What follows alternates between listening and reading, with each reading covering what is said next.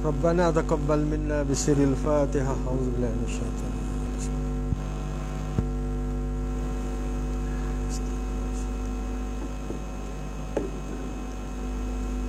السلام عليكم ورحمة الله وبركاته.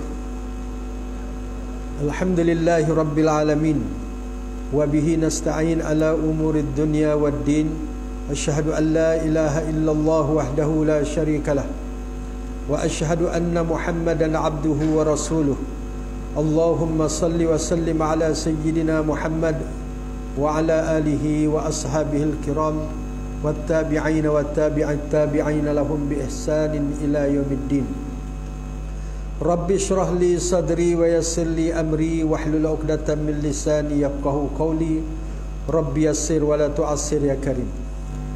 Yang dikasihi seluruh kepimpinan masjid, tuan imam, pegawai syarak, pimpinan masyarakat, tuan-tuan haji, puan-puan hajah, tidak lupa kepada kru imarah yang merakam kuliah-kuliah sekitar Muar yang sentiasa menyebarkan dakwah melalui majlis-majlis ilmu dan sebagainya.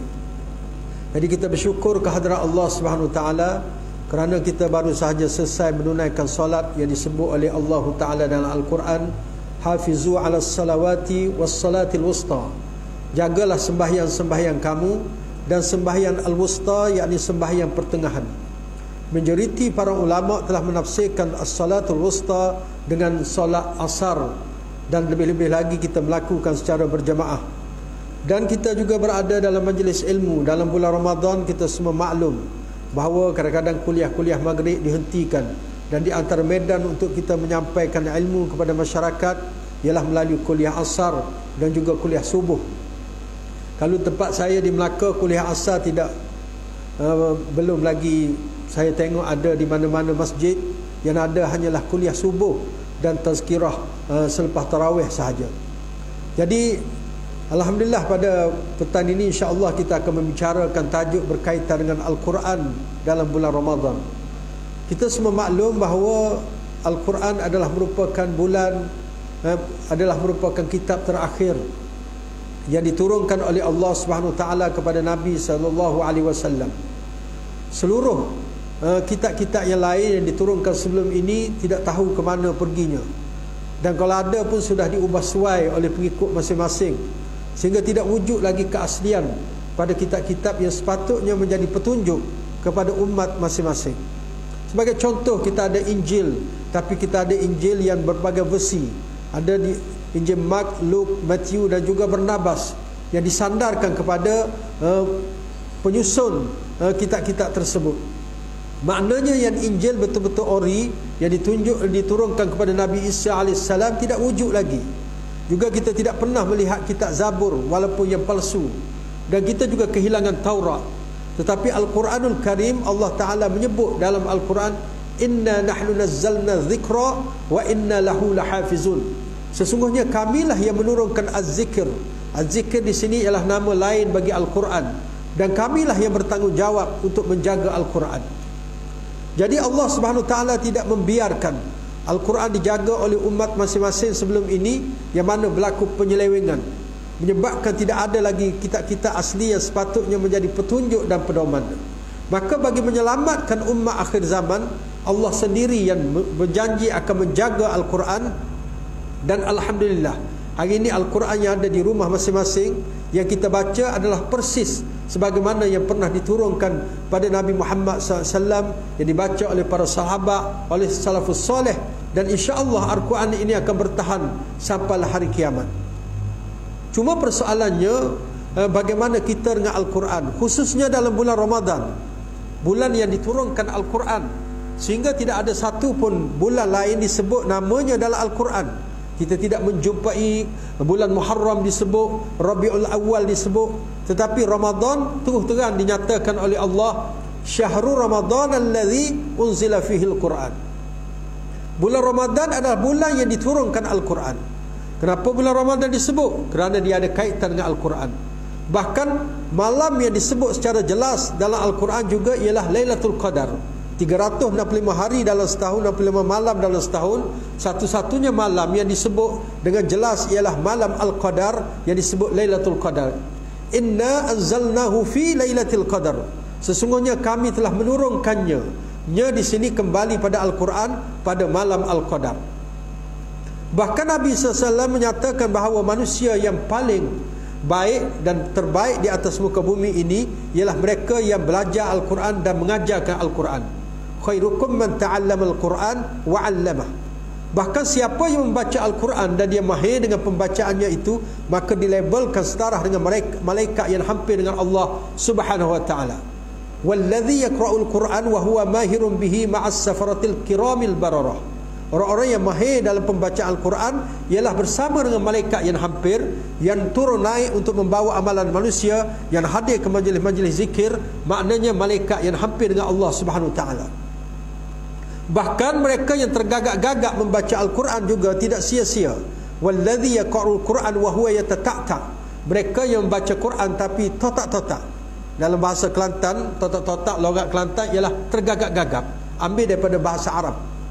Kalau tergagap-gagap, wa huwa syakun alaihi, dan juga susah untuk menyebut Al-Quran. Mungkin makhraj hurufnya dan sebagainya belum lagi. Tajwidnya belum sampai ke tahap yang betul-betul mahir dan sebagainya. Tapi jangan bimbang. Falahu ajran, dia akan dapat 2 pahala. Pendek kata, siapa yang berinteraksi dengan Quran, dia tidak akan pulang dengan tangan kosong. Tambahan pula, bulan Ramadan adalah bulan yang diturunkan Al-Quran. Maka sayugianya kita bukan sahaja membaca Al-Quran. Kerana Nabi mencontohkan dalam bulan Ramadan, Nabi tadarus. Tadarus saya, tadarusu, tadarus. Tadarus ada asal dari kata darsun. Darsun makna pelajaran ataupun ilmu. Maknanya Nabi bertadarus dengan Jibril. Saya tak pernah jumpa Nabi highlightkan khatam yang banyak dalam bulan Ramadan, kecuali Nabi menyatakan bahawa Jibril akan datang dan dia akan bertadarus dengan Jibril, dan sekali khatam setiap kali bulan Ramadan, kecuali tahun terakhir Nabi wafat. Sebelum Nabi wafat, last kali puasa, Nabi khatam dengan Jibril 2 kali. Nabi tidak pernah menghighlightkan khatam banyak-banyak, tapi dalam bulan Ramadan Nabi highlightkan kefahaman. Tadarus maknanya saling memahami Al-Quran itu, saling mempelajari. Memang kita tak nafikan Imam Syafi'i mengkhatamkan Al-Quran 60 kali. Sekali pada waktu siang dan sekali pada waktu malam. Imam Syafi'i bukan level kita untuk kita jadikan perbandingan. Kerana Imam Syafi'i 11 bulan dia sudah hidup dengan kefahaman Al-Quran, dia sudah mengkaji ilmu Al-Quran.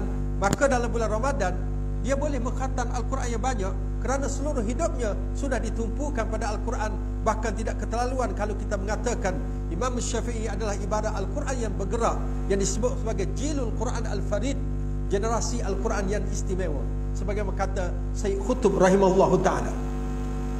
Jadi apa yang kita nak buat dalam bulan Ramadan, bukan sahaja kita nak khatam Al-Quran. Kita tak halang orang nak khatam Al-Quran, silakan.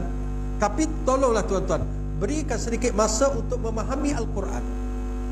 Takkanlah kita duk baca inna a'tainakal kautsar puluhan tahun, tetapi inna syani'aka huwal abtar kita tidak tahu makna dan tafsirnya. Amat malang kalaulah surah yang dikirim oleh Allah Subhanahu Wa Taala yang namanya Al-Baqarah 289 ayat, dan surah yang paling pendek yang namanya Al-Kautsar yang hanya 3 ayat sahaja, tidak mampu kita faham, sedangkan puluhan tahun kita sudah menghafal ayat ini. Tuan-tuan, saya selalu beri contoh, kalaulah ada satu kerajaan yang besar, contohnya kerajaan Arab Saudi, hantar surat rasmi kepada kita. Ada cap daripada kerajaan Arab Saudi dengan lambang pedang bersilangnya, dengan lambang pokok kurma, kemudian ada tanda tangan Raja Salman sebagai contoh, dan surat itu berbaris, insya-Allah kita boleh baca. Sudah tentu kita tidak akan membiarkan kita membaca sahaja. Sudah tentu kita akan tertanya-tanya, kenapa kerajaan besar hantar surat kepada orang kampung ni? Kenapa hantar surat pada saya? Sudah tentu kita akan bawa surat tersebut. Tak tunggu lama, kita cari mana-mana ustaz yang boleh tolong untuk kita fahamkan isi kandung surat tersebut. Alhamdulillah, bila kita beri ustaz membaca, nasib baik pakcik datang awal. Raja Salman ni dia sebenarnya dia menawarkan pakej haji dan umrah percuma kepada pakcik, tambang semua disettlekan. Duduk pula hotel paling dekat depan dengan Masjidil Haram, dengan depan Mekah. Kemudian pergi ke Madinah pula, settle semua. Kemudian beri pula duit poket 10,000 rial. Dan kalau takdir pakcik meninggal dekat Madinah, dikuburkan di perkuburan Baqi'. Kalau meninggal kat Mekah di perkuburan mahalla ke apa, akan dikubur di situ, diberi layanan VIP. Alhamdulillah, kata syukur, nasib baik aku faham. Kalau aku baca saja surat ni aku tak tahu apa, terlepas peluang yang besar ini. Yang hantar surat kepada kita ialah bukan kerajaan Arab Saudi. Mulkus samawati wal ard, Rabbus samawati wal ard. Raja yang menguasai 7 petala langit dan bumi, yang menciptakan kita. Dan dialah yang menghantar surat tersebut. Dan amat malang kalau kita tidak memahami surat-surat yang kita sudah baca puluhan tahun. Saya harap tidak ada lagi yang tidak memahami Al-Fatihah, yang disebut As-Sab'ul Mathani, yang diulang 7 kali sehari. 7 kali sehari selama puluhan tahun. Dalam solat, belum lagi di luar solat. Dalam solat fardu, belum lagi di solat sunat. Kalau kita tidak mampu memahami Ihdinas Siratal Mustaqim, inilah masanya bulan Ramadan. Kalau kita dah baca Qul a'udzu birabbil falak, tiba-tiba ditanya wa min syarri ghasikin idza waqab, kita tak dapat memberi jawapan, maka bulan Ramadan kita mencari jawapannya untuk memahami Al-Quran. Dan jangan bimbang tuan-tuan, Al-Quran ini kata Ibnu Abbas radhiyallahu anhuma, bahawa dia ada 4 kategori ayat-ayatnya. Ayat-ayat Al-Quran yang boleh difahami oleh orang-orang Arab. Mana-mana orang Arab baca, insya-Allah dia boleh faham kalau dia pandai bahasa Arab. Ayat yang kedua, kategori yang kedua, boleh difahami oleh semua orang, walaupun dia bukan bidan pengajian agama, walaupun dia bukan ustaz, walaupun dia orang kampung biasa. Kalau dia tengok terjemahan, dia boleh faham ayat tersebut. Dan kategori ayat yang ketiga, ayat yang hanya boleh difahami oleh para ulama. Dan kategori yang keempat, hanya Allah sahaja mengetahui, yang ada 29 ayat, Allah sahaja mengetahui. Nabi Muhammad SAW tidak pernah menceritakan maknanya, iaitu huruf-huruf muqatta'ah, alif lam mim kaf ha ya ain sad dan sebagainya. Dan kata para ulama, ayat yang paling banyak bukan 3 dan 4, bukan ayat yang hanya difahami oleh para ulama dan hanya diketahui maknanya oleh Allah Subhanahu wa taala, tapi ayat 1 dan 2 yang boleh difahami oleh semua orang. 6,326 ayat tuan-tuan, 6,326, bukan 6,666. Itu silap. Ada dekat 5,000 lebih yang boleh difahami oleh kita. Ayat cerita saja ada 500. Cuba kita renung dan tadabbur ayat ini dalam bulan Ramadan. InsyaAllah kalau kita dengan ikhlas minta kepada Allah untuk fahamkan ayat ini, melihat pada tafsir, Allah akan berikan ilmu. Tidak ada orang yang duduk dengan Quran kemudian dia bangun dengan tangan kosong. Pasti dia akan membawa pulang dan mendapat sesuatu yang berharga daripada Al-Quran. Seorang Arab Badui boleh memahami tadabbur ayat yang dia baca. Ketika dia berdoa di pasar, Allahumma ja'alni minal qalil, wahai Tuhan, jadikanlah aku dari kalangan yang sedikit. Sayyidina Umar heran radhiyallahu anhu tengok Badui duduk kat pasar berniaga, tiba-tiba berdoa supaya dapat sikit bukan dapat banyak. Lalu Sayyidina Umar menempelak, dari mana kamu belajar doa yang pelik yang tak pernah dengar ni? Dia kata, tidakkah Amirul Mukminin membaca Al-Quran, wa qalilum min ibadiyas syakur, hanya sedikit sahaja dari kalangan hamba-Ku yang bersyukur. Jadi aku minta yang sedikit itu supaya aku menjadi yang bersyukur. Sayyidina Umar tidak boleh dibandingkan dengan Badui tadi. Sayyidina Umar adalah merupakan murid kanan Rasulullah SAW yang sentiasa berdamping, Khulafa' ar-Rasyidin yang dijamin masuk syurga, salah seorang daripada ahlul halli wal aqdi, para ulama yang banyak memberikan fatwa dan sebagainya. Tetapi Al-Quran ini tuan-tuan kadang-kadang diberikan rezeki kepada seorang Badui yang tidak diberikan rezeki kepada Sayyidina Umar. Lalu Sayyidina Umar menangis, mengatakan bahawa semua orang memahami Al-Quran lebih daripada Umar. Sebab tu Syekh Abdullah At-Tustari, seorang ulama sufi, berkata, kalaulah setiap huruf Al-Quran, bukan kalimah tuan-tuan, bukan ayat yang berjumlah 6,326 tadi, kalau huruf Al-Quran boleh difahami dengan 1,000 makna, satu huruf kita boleh hurai sampai 1,000, kita belum lagi mencapai kemuncak kepada kefahaman Al-Quran. Al-Quran adalah merupakan ilmu yang sebagaikan laut yang tidak bertepi. Sesiapa ambil pasti ada masih tersisa dan berbaki. Dia sangat luas tuan-tuan. Seorang orang kampung yang duduk dan membaca dan cuba mentadabbur, insya-Allah dia akan diberikan kefahaman oleh Allah dengan ayat yang dia baca itu. Sebab itu gunakan peluang untuk mempelajari Al-Quran. Tengok ayat-ayatnya. Al-Quran sangat luas ilmunya. Sebab tu kata ulama, kalau orang hanya memandang Al-Quran hanya sebagai kertas dan mushaf, yang melihat pada huruf dan juga pada kalimah, maka dia belum lagi menyelami sisi Al-Quran yang sangat hebat. Ulama mengatakan Al-Quran ada zahir dan batin. Zahirnya yang kita baca ibarat permukaan laut, tetapi siapa yang menyelami laut tersebut, dia akan lihat khazanah laut yang dengan macam-macam, dengan ikannya, dengan terumbu karangnya, dengan mutiaranya dan macam-macam yang tidak terfikir. Tetapi siapa yang melihat luaran sahaja, dia menganggap Al-Quran biasa-biasa sahaja. Berapa ramai orang yang letak Al-Quran di rumah, dia boleh buka televisyen tiap-tiap malam dan dia tidak boleh buka Al-Quran. Kerana Al-Quran dianggap sebagai kertas dan berisi tulisan, tidak lebih daripada itu. Tapi Al-Quran disebut sebagai mukjizat terbesar yang tidak mampu dicabar oleh sesiapa. Sebab tu tuan-tuan, tadabbur, memahami ayat Al-Quran bukan tafsir. Tadabbur boleh dibuat oleh semua orang. Afala yatadabbaruna Al-Quran? Adakah mereka tidak mentadabbur Al-Quran? Ayat ini bukan dituju kepada para ulama, kepada semua manusia. Renung ayat tersebut. Dengan tengok maknanya, insya-Allah tuan-tuan akan dapat kefahaman. Sebagai contoh tuan-tuan, para ulama mereka kaji dan mentadabbur Al-Quran. Dalam Al-Quran ada 14 ayat yang berupa soalan. Yas'alunaka 'anil ahillah, yas'alunaka 'anil mahid, yas'alunaka 'anil ruh. Kata Ibn Rajab Al-Hambali, yas'alunaka ini yang berbentuk pertanyaan ini semuanya adalah pertanyaan para sahabat. Sahabat yang tanya Nabi sallallahu alaihi wasallam ni. Kecuali yas'alunaka 'anil ruh, yang orang-orang Quraisy yang datang bertanya Rasulullah, yang orang Yahudi suruh, kamu tanya Muhammad tentang ruh. Yas'alunaka 'anil ahillah sebagai contoh. Kalau mereka bertanya kamu tentang anak bulan, maka ini sahabat tanya. Kalau orang bertanya kamu tentang mahid, tentang orang perempuan yang datang haid, maka ini sahabat bertanya.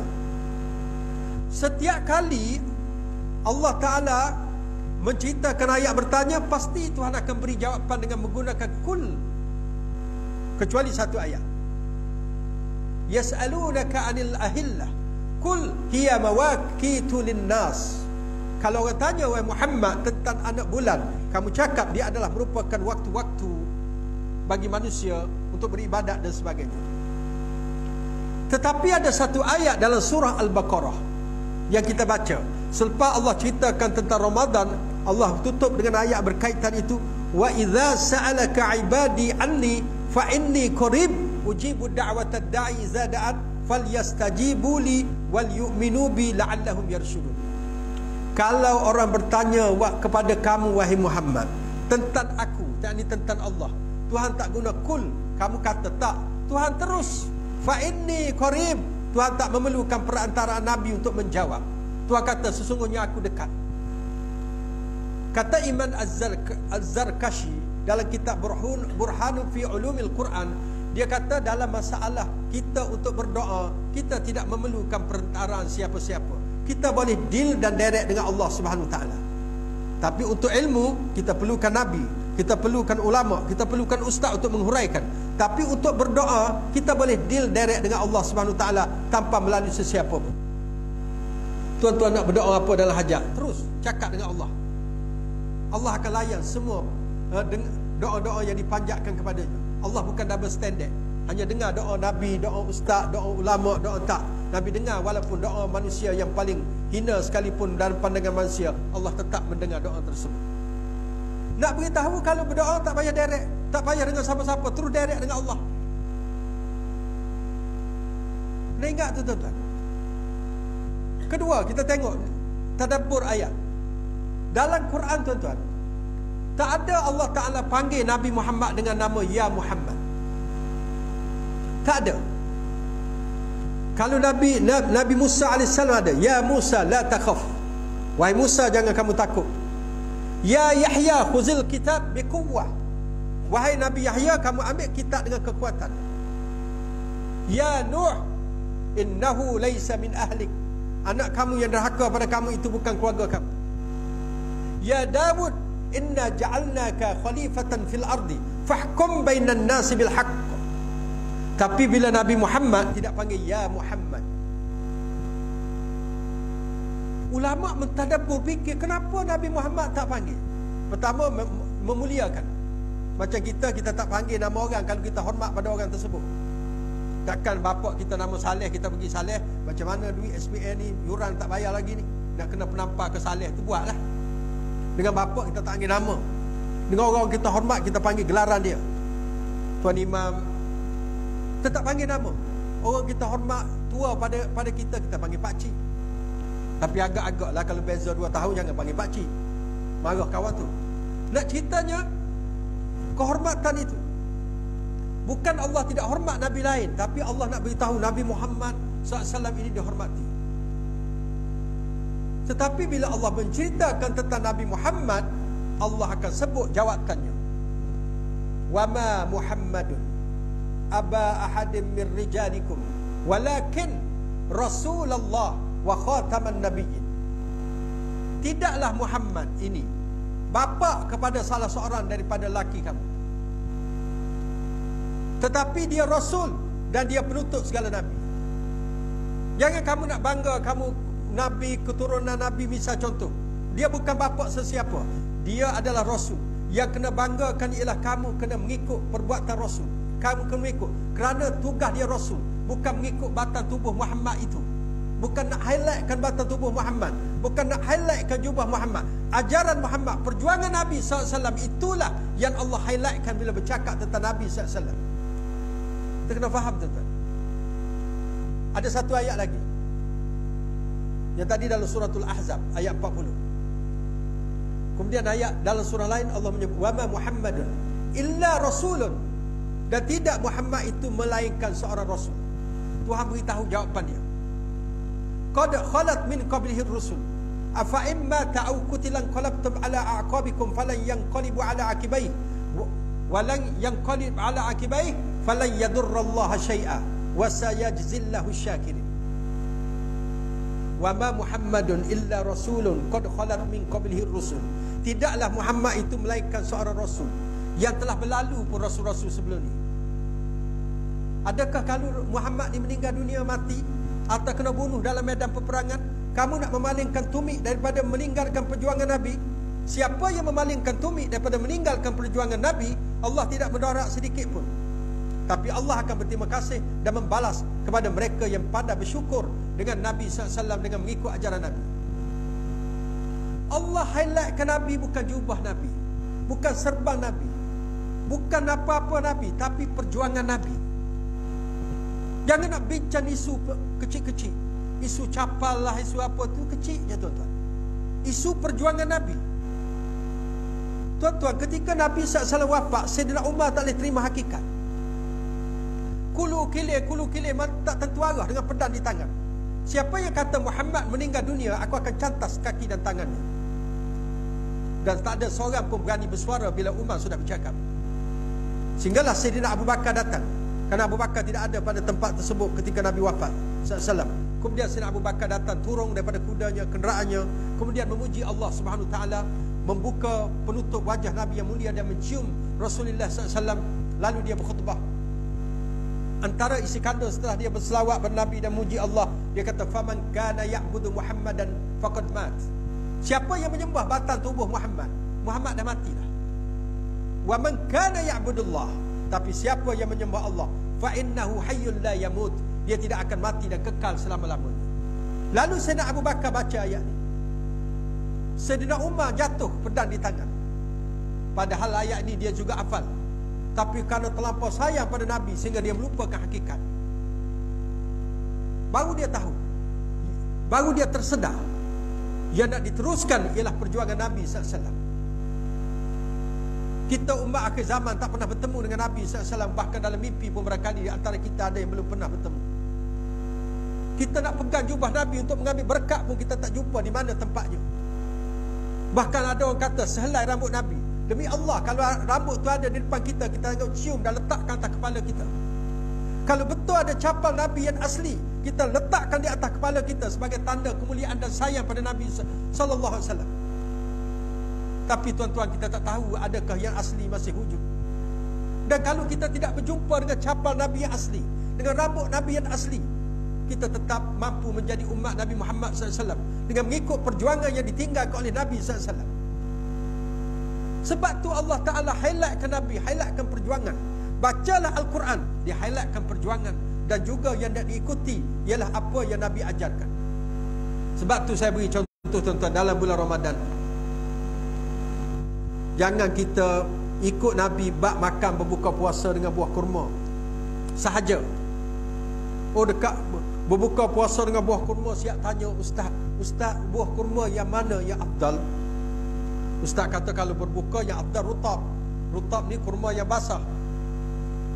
Kalau tak ada basah baru kurma kering. Tak ada kurma kering barulah air. Nabi tak sebut makanan manis.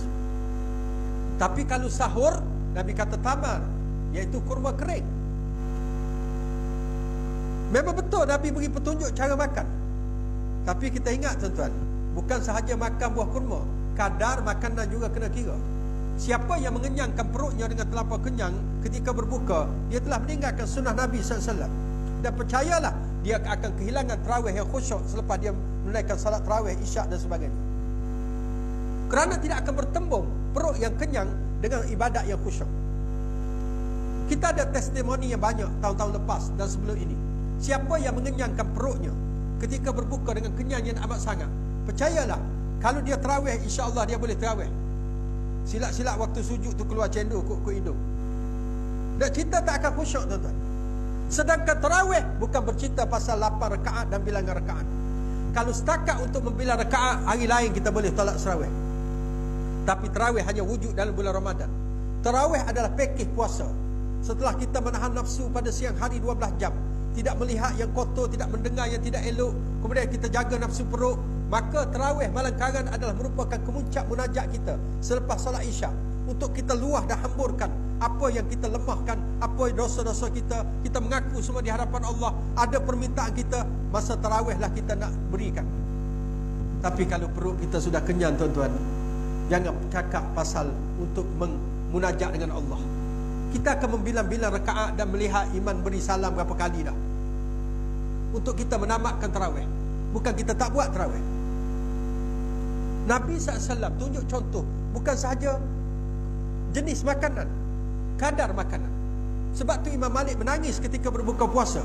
Kita berbuka dengan makanan yang banyak, tapi kita beribadat dengan ibadat yang sedikit. Sedangkan Nabi berbuka dengan makanan yang sedikit, tapi beribadat dengan ibadat yang banyak. Sebab tu ulama kata, siapa yang kenyangkan perutnya, dia akan laparkan seluruh anggota tubuhnya. Siapa yang memberikan kenyang yang berpada-pada pada perutnya, dia akan mengenyangkan seluruh anggota tubuhnya. Siapa yang kenyangkan perut, maka dia akan kehilangan mata yang segar untuk bertarawih, untuk membaca Al-Quran. Dia akan kehilangan telinga yang peka dengan baca Al-Quran dan mana ayat-ayat Allah Subhanahu Taala. Percayalah. Sebab itu di antara program Ramadan, dia melaparkan perut. Setelah kita memberi laluan 11 bulan tuan-tuan. Sebab tu ikut Nabi bukan buka dengan buah kurma saja. Dan lebih malang lagi kalau bulan Ramadan tak boleh nak tunaikan solat maghrib berjemaah, maka ini jauh daripada puasa yang diajarkan oleh Nabi. Percayalah tuan-tuan, kalau kita belum mampu hadir solat maghrib berjemaah bulan Ramadan, kita belum mengenal lagi puasa yang sebenarnya. Walaupun kita sudah menjadi peserta Ramadan mungkin 40 kali dah. Kenapa kita tak boleh tinggalkan? Kita tinggalkan solat maghrib berjemaah? Tidak ada lain, kerana kita sibuk dengan makan. Sejak bila bulan Ramadan menjadi bulan makan-makan? Tak ada tuan-tuan. Sikit lagi tuan-tuan. Dia sebenarnya berapa minit? Okey, sikit lagi. Saya pun nak balik juga. Tuan-tuan, Syekh Waliullah Ad-Dihlawi, ulama besar India, dalam kitabnya Hujjatullahil Balighah, dia kata manusia ni ada dua komponen utama. Satu jasad, satu roh. Jasad dia lebih pada haiwan, sifat kebinatangan, nak makan, nak bersetubuh, nak jenis-jenis yang nafsu suka. Sebab tu kalau kita belajar ilmu mantik, manusia disebut hayawanun natik, binatang yang boleh bercakap. Sebab dominannya sifat-sifat itu. Tetapi jangan lupa kita ada satu lagi, roh. Bulan Ramadan, cuba tengok ayat Al-Quran. Tuhan sebut nak puasa tu, Tuhan kata ya ayyuhallazina amanu, wahai orang-orang yang beriman. Tuhan tak sebut wahai orang-orang yang badan sihat walafiat, wahai orang kaya. Itu semua fizikal. Tapi Tuhan sebut iman. Iman membabitkan roh. Nak memberi isyarat dan tadabbur bahawa yang nak diperkasakan dalam bulan Ramadan ialah rohnya. Tuan-tuan, kita dah beri laluan pada jasad 11 bulan. Mana tempat yang orang cakap sedap, insya-Allah sampai. Kari kambing 40 hari air hitam, berapa kali dah lebay bulan kali. Orang masuk dalam grup WhatsApp tempat yang sedap makan, insya-Allah kita lah orang pertama sampai. Siap boleh beri tip lagi. Siapa nak sedap datang hari sekian-sekian. Tapi roh kita, tuan-tuan, roh nak diperkasakan dalam bulan Ramadan. Terutamanya puasa ni. Tuan-tuan, roh ni tuan-tuan, dia boleh sakit tuan-tuan. Tidak mustahil orang yang berbadan sihat walafiat boleh jogging sana sini, boleh kulu kilir, tapi rohnya mungkin sudah sedang nazak. Rohnya kalau dijelmakan bentuk fizikal, dia mungkin sudah masuk ICU atau terbaring tidak mampu bangun. Sebab tu berapa ramai pemuda-pemuda yang gagah, orang-orang yang sihat, kadang-kadang tidak mampu mengangkat kain selimutnya untuk menunaikan salat subuh. Berapa ramai orang yang tua dan uzur, nampak fizikalnya tidak sihat, dia boleh berada di sah hadapan ketika subuh dalam kesejukan pagi. Semuanya berkaitan roh, bukannya jasad. Jasad tidak menyumbang peratus yang besar untuk kita beribadah. Roh kita. Dan bulan Ramadan bulan perkasakan roh. Sebab tu program Ramadan selama sebulan sepatutnya cukup untuk menjadikan manusia bertakwa.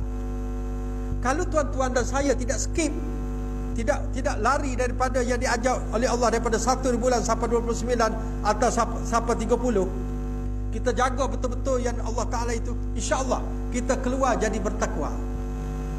Nak mantap lagi, tambah 10 lagi jadi 40 hari, iaitu puasa 6 dan tambah puasa 6 yang disebut sebagai 10, ibarat jadi 360 hari setahun. Nak ceritanya tuan-tuan, dalam bulan Ramadan kalau kita buka Quran, kita akan tengok semua berkaitan dengan roh. Walaupun nampak berkaitan dengan makan. Contoh, kita disuruh bangun sahur. Sahur itu adalah nama kepada waktu. Waktu sahur ialah 1/3 terakhir. Sebab tu kalau siapa-siapa yang makan pukul 12, itu bukan sahur. Sahur bukan bermula waktu tu. Dia pada 4 jam yang terakhir. Pukul 2, 3, 4, 5, 6.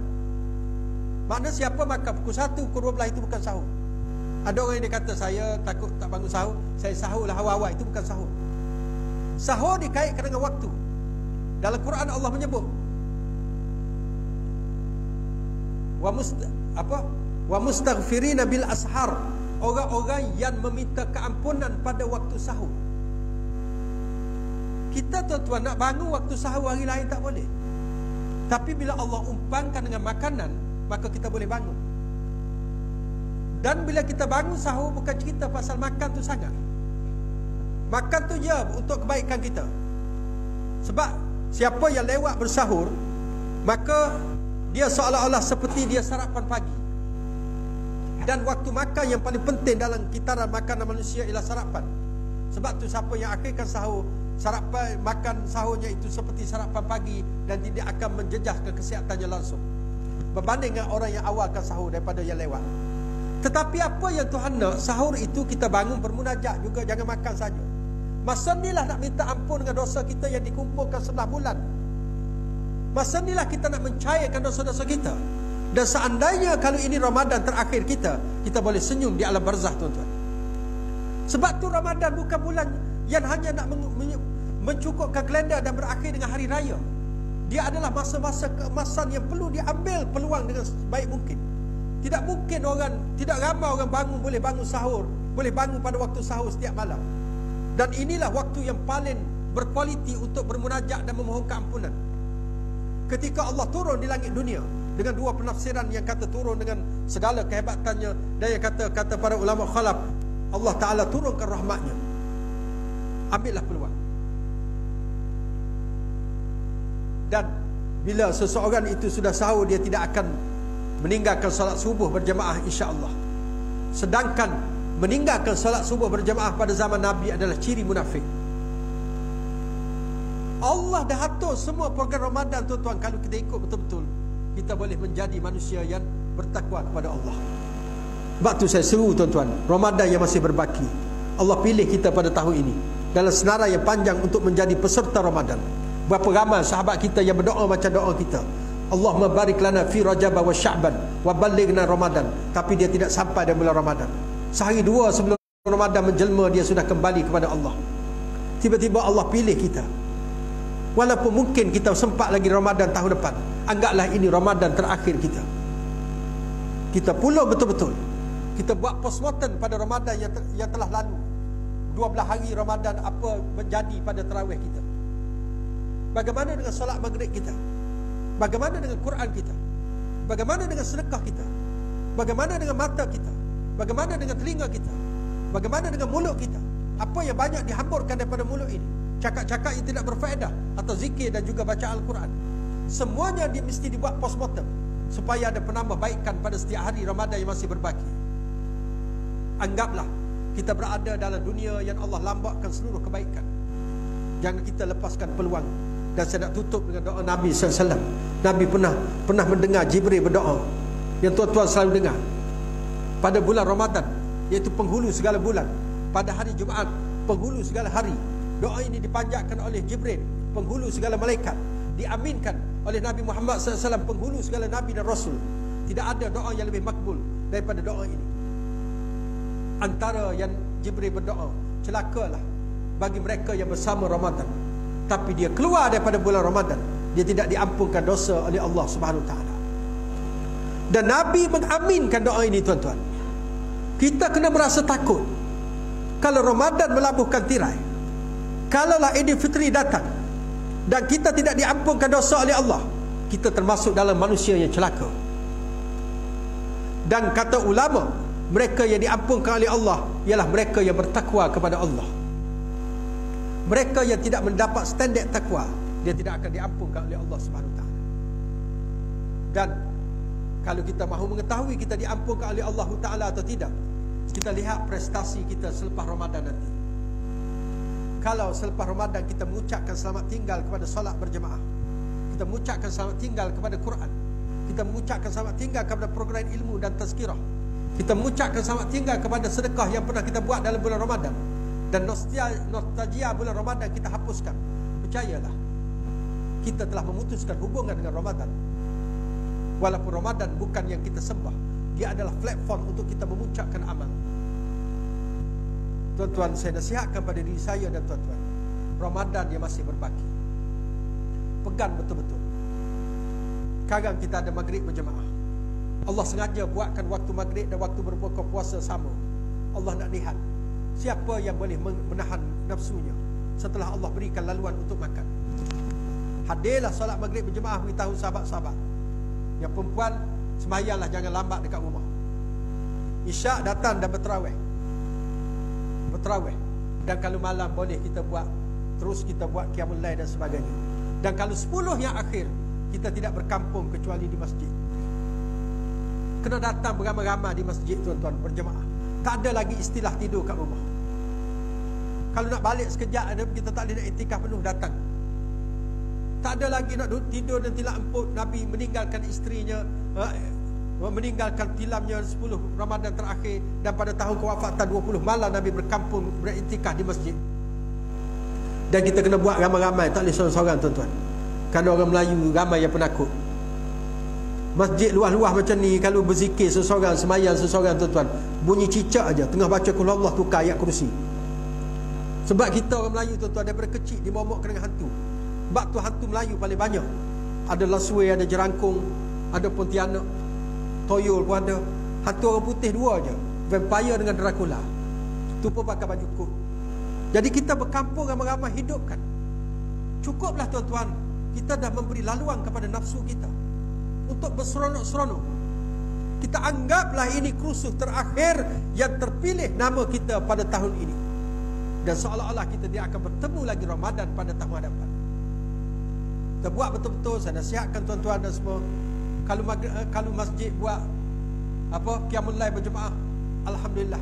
Kalau tak buat pun kita boleh masing-masing beramal. Siapa yang nak baca Quran silakan. Mungkin ada yang nak berzikir, ada yang nak berselawat, ada yang nak menambahkan amalan solatnya lagi, terpulang. Janji kita hubungkan diri dengan Allah Subhanahu Wa Taala. Hidup ini tidak lama, tuan-tuan. Macam-macam di luar sana, Covid tak Covid, macam-macam yang boleh menjadi penyebab kepada kematian kita. Hari-hari pertemuan dengan Allah sudah semakin hampir. Setelah kita lalui kehidupan ini, yang tersisa dan berbaki sangat sedikit saja. Tambah-tambah ketika usia kita sudah mencecah 60 tahun ke atas.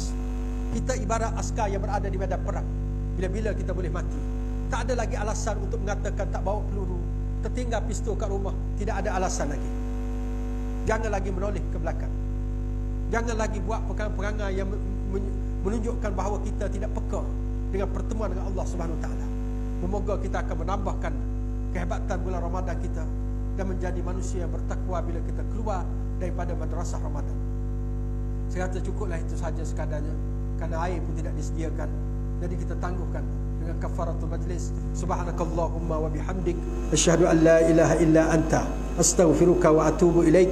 Bismillahirrahmanirrahim. Wal 'asr, innal insana lafi khusr illa alladhina amanu wa 'amilus solihat wa tawasaw bil haqq wa tawasaw bis sabr.